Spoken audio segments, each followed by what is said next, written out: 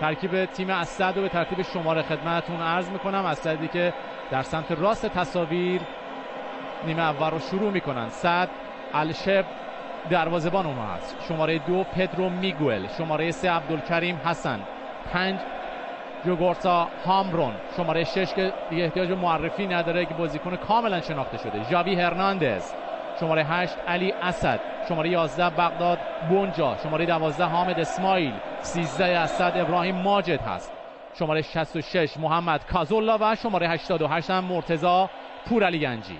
دروازه‌بان ملی پوش اسد هست، 26 ساله، شروع خوب بود در میانه زمین با دخالت حسن همراه است. خود عبدالکریم حسن وریا در تعقیب او، دوباره خود حسن، سماجت او سانت میکنه، خطرناک و خوشبختانه به بیرون میره. بهنام برزای بالاخره به حقش رسید. بهنام برزای میتونستن بهتر عمل بکنن. برزای داور اونجا ببینید چه تصمیمی میگیره، یک تصمیم بحث برانگیز از سوی داور عمانی. خوب کار کردن استقلالی ها اونجا. یه بار دیگه باز هم پاس توی اونجا کاوه رضایی پشت محوطه جریمه، ضربه و توی دروازه، ولی ایداد آفساید علی قربانی اعلام میشه. چقدر خوب و با برنامه عمل میکنن استقلالی در این لحظات. این فشار میتونه استمرار داشته باشه و با این روحیه یکی از استقلالی ها دیدیم میتونن دروازه رو باز بکنن. میتونست نباشه، نمیدونم، والا یه بار دیگه این صحنه آهسته رو ببینیم. حداقل فکر کنم روی خط بودن. یه بار دیگه استقلال میتونه به گل برسه، باید این کارو بکنه استقلال اگر میخواد یه مقدار فشار رو از رو خودش کم بکنه. قدر این موقعیت ها رو نمیدونن اینجا. ضربه از راه دور، پادوانی،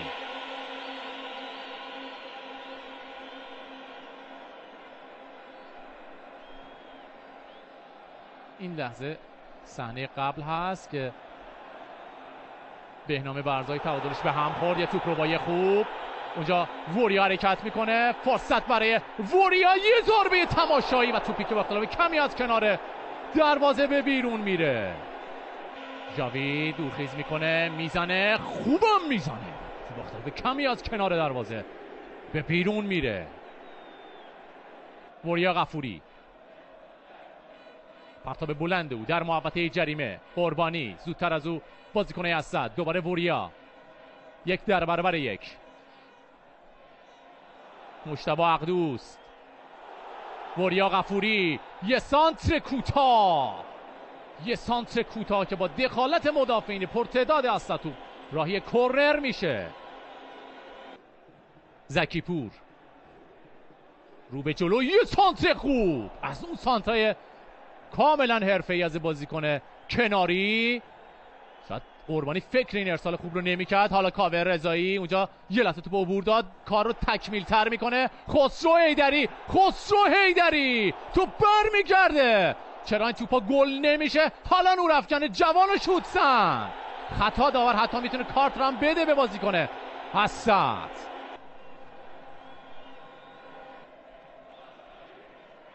علی اسد مقابلش زکی پور، ارتباط رو به خوبی امید ابراهیمی قطع میکنه، نذاشت تو به ژاوی برسه.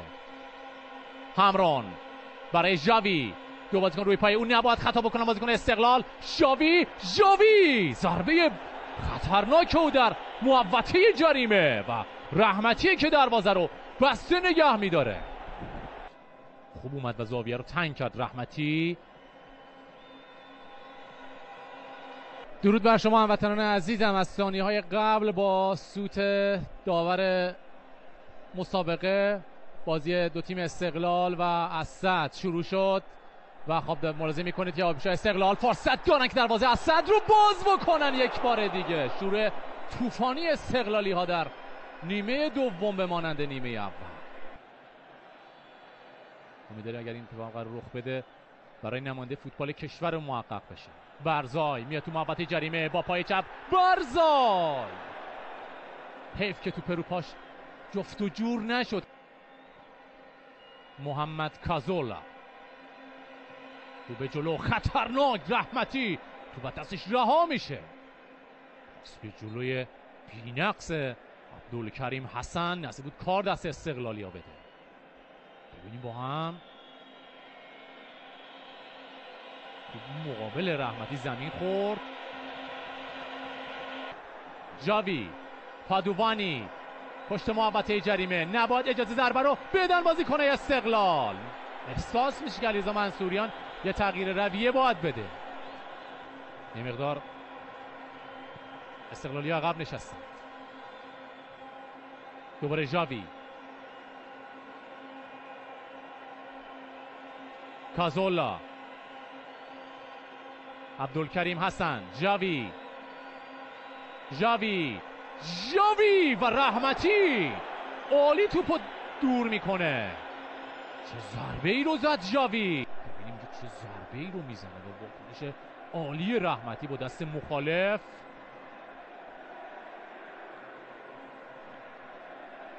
اینجوری دروازه ما رو بسته نگه میدن.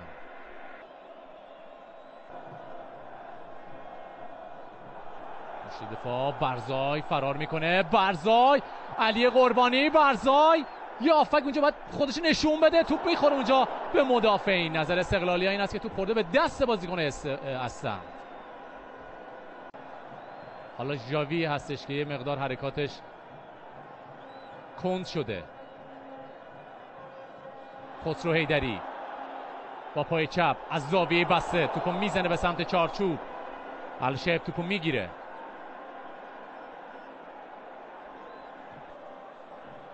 ابراهیمی،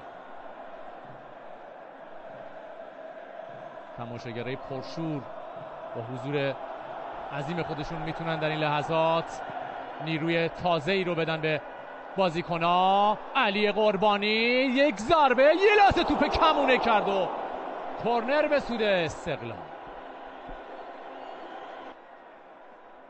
یه بازیکن نزدیک او هست، هیدوس فریب میده او رو، باسم سانت، خروج دروازه‌بان، توپ از مقابل پای فرشید اسماعیلی رد میشه. میلاد زکیپور، رابسون، عبدالکریم حسن، امید ابراهیمی، امید استقلالی ها سانت میکنه. توپ نصیب سعد میشه. یه سانت خوب، یه پرواز بلند قوقایی رو به وجود خواهد آورد در ورزشگاه آزادی. خود خسرو حیدری، ضربه سر، فرصت، توپ سرگردان، توپ بیرون میره روی شوت فرشید اسماعیلی که نظرش توپ به مدافعین خورده. جاوی خوش شانس هم اینجا با دخالت او توپ به مهاجم الجزایری تیمشون میرسه، اما اونجا توپشون میگیرند. ابراهیمی، اشتباه، فرصت برای پدرو پا به توپ میشه، کاملا بازیکن حرفه‌ای هست، از زاویه بسته میزنه ضربه رو. رحمتی زاویه رو میبنده و نمیگذاره که دروازه باز بشه. ببینیم با هم فرار پدرو میگوئل رو. یه باری خسرو حیدری، پادوانی اونجا هست، خسرو حیدری باید سانت بکنه. خسرو حیدری با پای چپ میفرسته، ضربه سره بعد کریمی. عبدالکریم حسن، دقیقه 120 رو داریم پشت سر میگذاریم. ابراهیمی، یه بازیکن اونجا تعادلش به هم میخوره. فرشید اسماعیلی، توپ ربایی او میزنه ضربهشو با پای چپ دقیقاً به مدافعی که در مسیر ضربه قرار میده خودش رو. نورافکن هر کاری میخواد بکنه سری باید انجام بده. این سمت خسرو حیدری، روبروش عبدالکریم حسن، نیم تیغ شدن همه بیننده های این دیدار. وای که این توپ چرا گل نشد. نفس ها در سینه حبس. دورخیز هیدوس یه مکس میکنه، میزنه در شرایطی که رحمتی سمت راست خودش میره. دروازه استقلال باز شد در ضربات پنالتی. صد در چارچوب میزنه و گل میشه. گل برای استقلال. آفرین به کاوه، آفرین. اولین پنالتی روحیه میخواد. رحمتی با تجربه بالا. جاوی چقدر مسلط همونجا مثل ضربه پنالتی اول. امید هستیم که بتونه خیلی راحت دروازه سعد رو باز بکنه. یه مکس و مهار این توپ توسط سعد که خون دست امید ابراهیمی. ببینیم با همینجا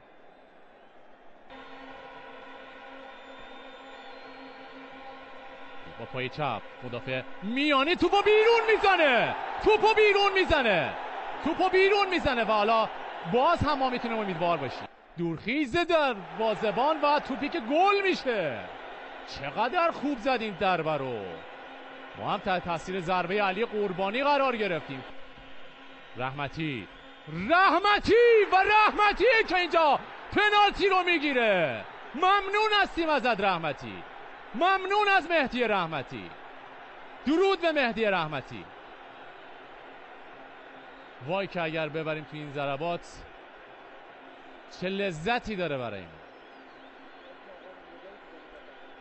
درود به دروازه‌بان متعصب با اخلاق و مؤمنی که نام علی ابن موسی رضا رو به زبون آورد. رحمتی میتونه اونجا در این شرایطی که فرشید اسماعیلی توپو گل میکنه کارو تمام بکنه به سود ما. توپو گل میکنه فرشید اسماعیلی جوان، در آغوش رحمتی قرار میگیره. رحمتی میتونه کارو تمام بکنه ولی خوب میزنه ضربه رو. خسرو حیدری و توی دروازه سود استقلال. درود به فوتبالیستای ارزنده تیم استقلال، نماینده شایسته فوتبال ایران. استقلال به مرحله بعد صعود میکنه. تیم چند ملیتی از صد قطر رو ما میبریم، در عین شایستگی هم میبریم. ممنون هستیم از بازیکنای استقلال، از حضور تماشاگرای عزیزمون.